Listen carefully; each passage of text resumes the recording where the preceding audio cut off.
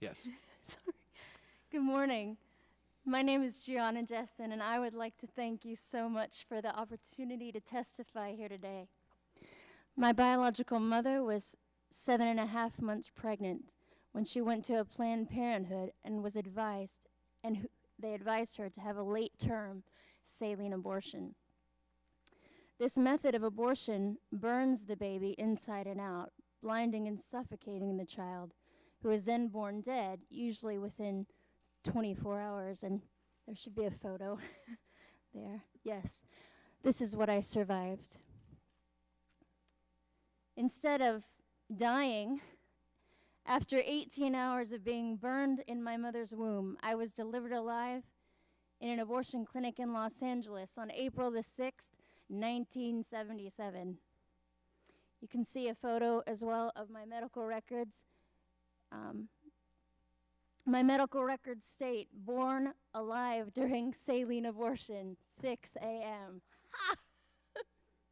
Victory. Thankfully, the abortionist was not at work yet. Had he been there, he would have ended my life with strangulation, suffocation, or leaving me there to die. Instead, a nurse called an ambulance, and I was rushed to a hospital. Doctors did not expect me to live. I did. I was later diagnosed with cerebral palsy, which was caused by a lack of oxygen to my brain while surviving an abortion. I was never supposed to hold up my head or walk.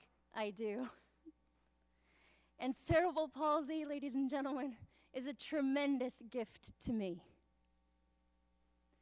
I was eventually placed in foster care and later adopted. And hear me clearly, I forgive my biological mother. Within the first year after my birth, I was used as an expert witness in a case where an abortionist had been caught strangling a child to death after being born alive. Margaret Sanger, the founder of Planned Parenthood, said the following: "The most merciful thing that a large family does to one of its infant members is to kill it." Planned Parenthood is not ashamed of what they have done or continue to do, but we will have to give an account as a nation before God for our apathy and for the murder of over 50 million children in the womb. Every time we falter in courage as individuals and fail to confront this evil, I wonder how many lives have been lost in our silence while we make sure we are lauded among men and that we don't offend anyone.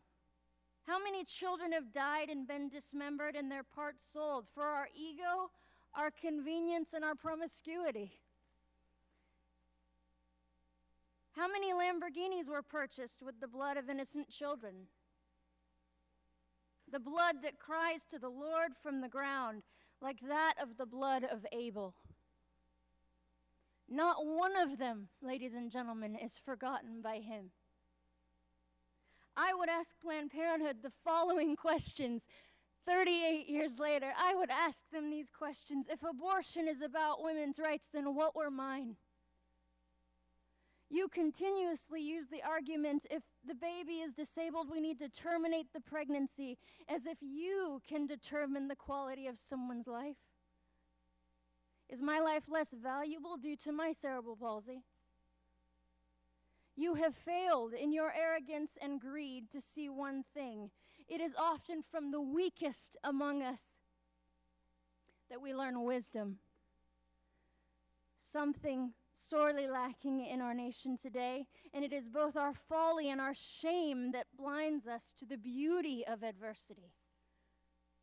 Planned Parenthood uses deception, the manipulation of language, and slogans such as a woman's right to choose to achieve their monetary aims.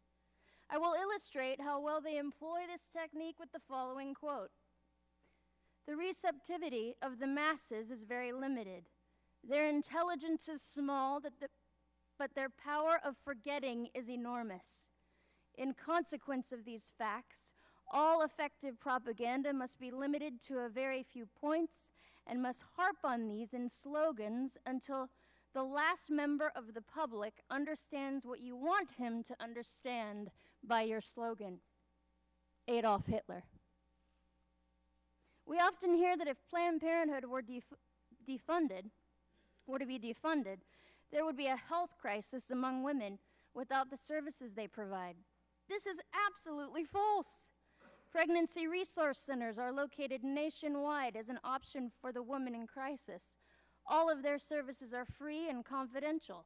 They can be reached by texting helpline to 313131. There is access to vital exams for women other than Planned Parenthood. We are not a nation without options. Planned Parenthood receives $500 million of taxpayer money a year to primarily destroy and dismember babies. Do not tell me these are not children. A heartbeat proves that. So does 40 ultrasounds, so do I. And so does the fact that they are selling human organs for profit. Do not tell me this is only a women's issue.